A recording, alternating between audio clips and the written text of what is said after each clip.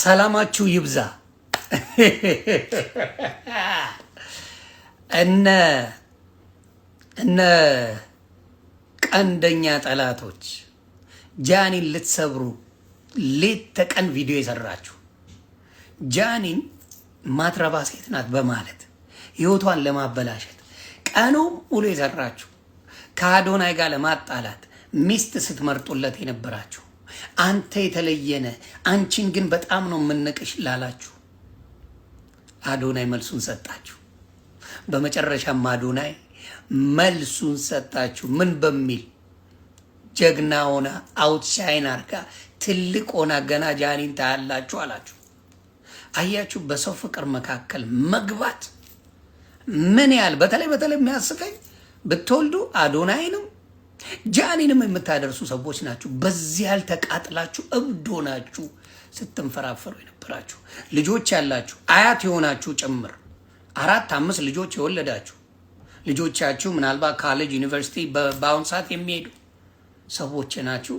እንደዚህ ስትፈተፍቱ በልጆች ላይ ስታዩ አዶናይ መጥቶ ዝምታውን ሰብሯል፣ ማንነቱን አሳይቷል። ጃኒ አትሰበርም ብሏል። ገና አውትሻይን ታርጋለች ብሏል። አዶናይና ጃኒ ይመቻችሁ። ጠላት ያበረታል፣ ጠላት ጠንካራ ያደርጋል። ጠላት ምን ያመጣል?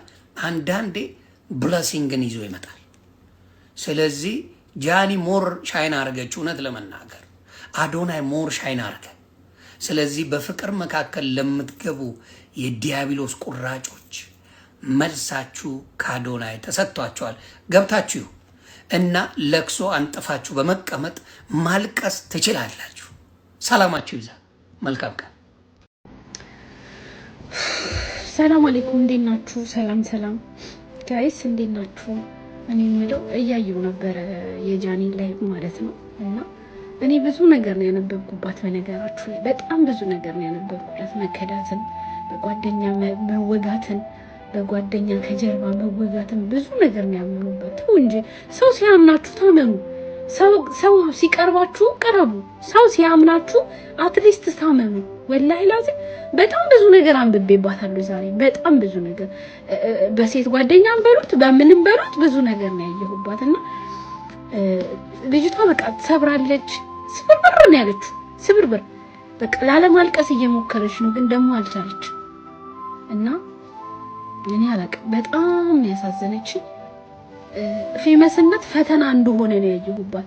ፌመስ መሆን እኔ ይብላኝ ለፌመሶች። እኔ ላይፋችሁ እንዴት እንደሆነ አላቅም። እኔ ፌመስ የምትባሉ ሰዎች የግል ላይፋችሁ ህይወታችሁ ምን ያህል ተጽዕኖ እንደሚፈጥርባችሁ ይሄ ብዙ ሰው ባወቃችሁ ቁጥር ብዙ ሰው ህይወታችሁን ገመናችሁን ባወቀው ቁጥር ምን ያህል ፈተና እንደሆነ ነው የተረዳሁት።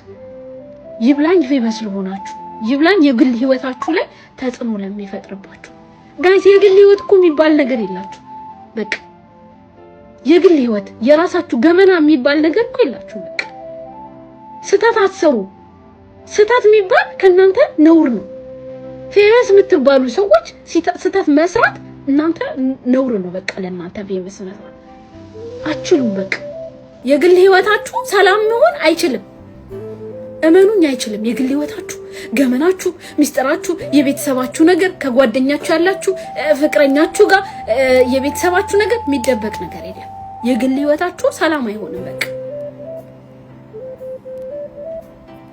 እኔ አላቅም። ጽናቱን ይስጣችሁ። ፌመስ የምትባሉ ሰዎች ብርታቱን ጽናቱን ይስጣችሁ። ላይፋችሁ እንዴት እንደሚሆን አላቅም።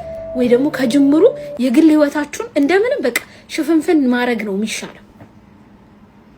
ምክንያቱም እኔ በጣም ነው ያሳዘነችኝ ዛሬስ። ኤኒዌይስ ጠንክሪ፣ በርቺ። ከቻልሽ ውስጥሽን ለመደበቅ ሞክሪ። ለማንም ብለሽ ወጥተሽ ባታለቅሺ።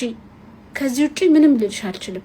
አንዳንዴ ቁስል ሲኖራችሁ የሰው ቁስል ይገባችኋል።